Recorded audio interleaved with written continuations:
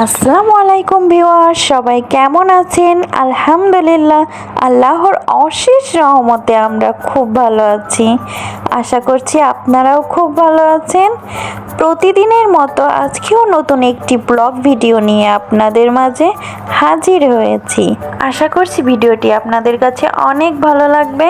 ভিডিওতে একটি লাইক দিয়ে ভিডিওটি কন্টিনিউ করার অনুরোধ রইল। প্লিজ ভিডিওটি কেউ স্কিপ করে দেখবেন না। ভিডিওটি সকাল থেকে শুরু করলাম। সকালে ঘুম থেকে উঠে ফ্রেশ হয়ে বিছনাটা গুছিয়ে চলে আসলাম কিচেনে। আজকে রান্নাটা আমি সকালেই করে নিব। দুপুরে মিনহাজের জন্য রান্না করতে একটু সমস্যা হয়ে যায়, ও শুধু কান্না করে। আর মিনহাজের পাপার অফিস হলো শিফটে ভাগ করা, এক সপ্তাহ নাইট এক সপ্তাহ দিন। এখন মিনহাজের পাপার নাইট ডিউটি, দিনে বাসায় থাকে।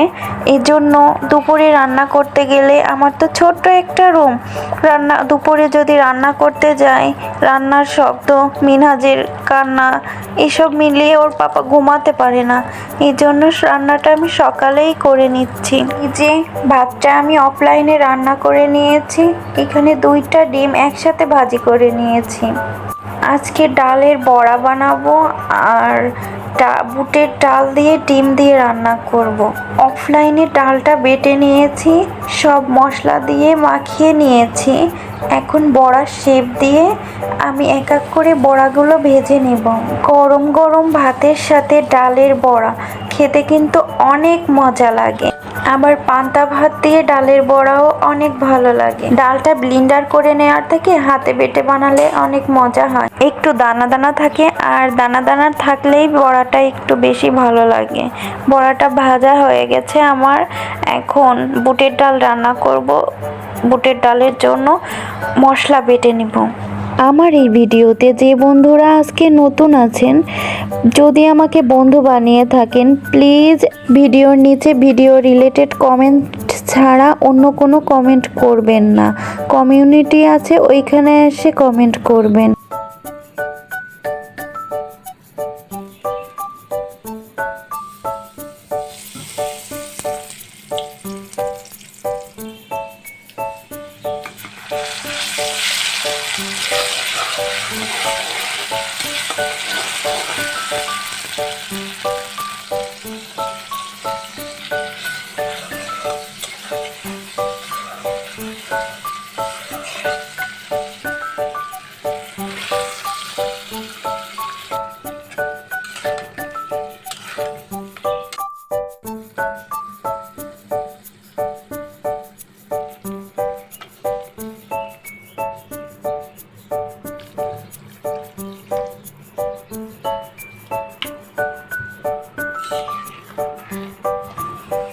ভিডিওর এই পর্যায়ে এসে এখনও যারা আমার সঙ্গে রয়েছেন সবাইকে জানাচ্ছি অসংখ্য ধন্যবাদ। ভিডিওটি যদি এখনও একটি লাইক না দিয়ে থাকেন, প্লিজ একটি লাইক দিয়ে দিবেন।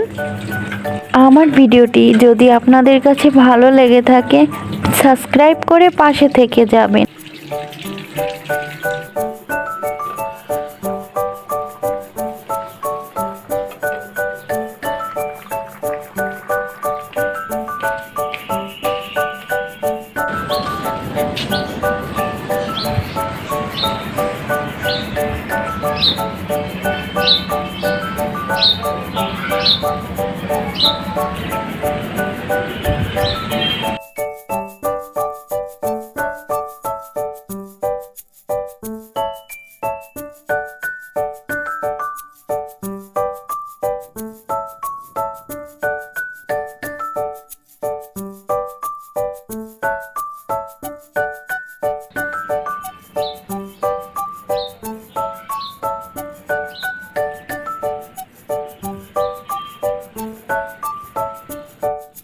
রান্নাটা বসিয়ে আমি ছাদে এসেছি কাপড় রোদে দিতে।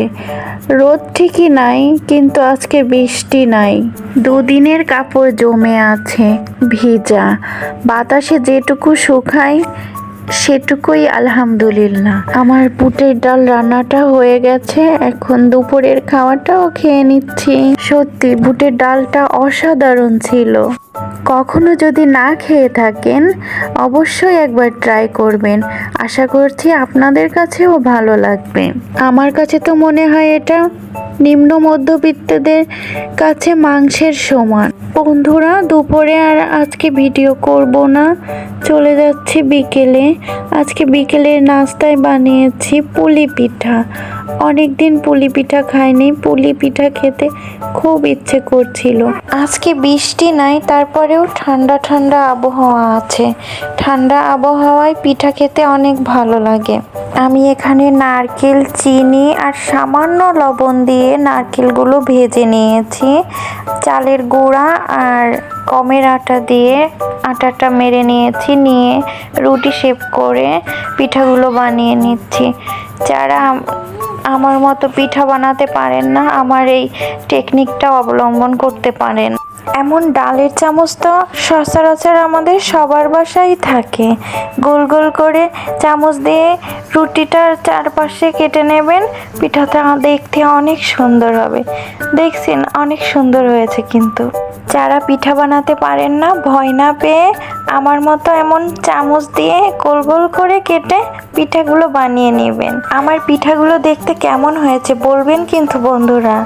কাছে দূরে, দেশে এবং বিদেশে যে যেখান থেকে দেখছেন অথবা পরে আমার এই ভিডিওটি দেখবেন, সবাইকে জানাচ্ছি অসংখ্য অসংখ্য ধন্যবাদ। আমার পিঠাগুলো বানানো হয়ে গেছে। এখন পিঠাগুলো আমি এক এক করে ভেজে নিব। আল্লাহর অশেষ রহমতে যদি আমি সুস্থ থাকি, তাহলে আবার কালকে একটি ব্লগ নিয়ে আপনাদের মাঝে হাজির হব। নতুন ব্লগ দেখার আমন্ত্রণ জানিয়ে ভিডিওটি আজকে এখানেই শেষ করছি। আসসালামু আলাইকুম।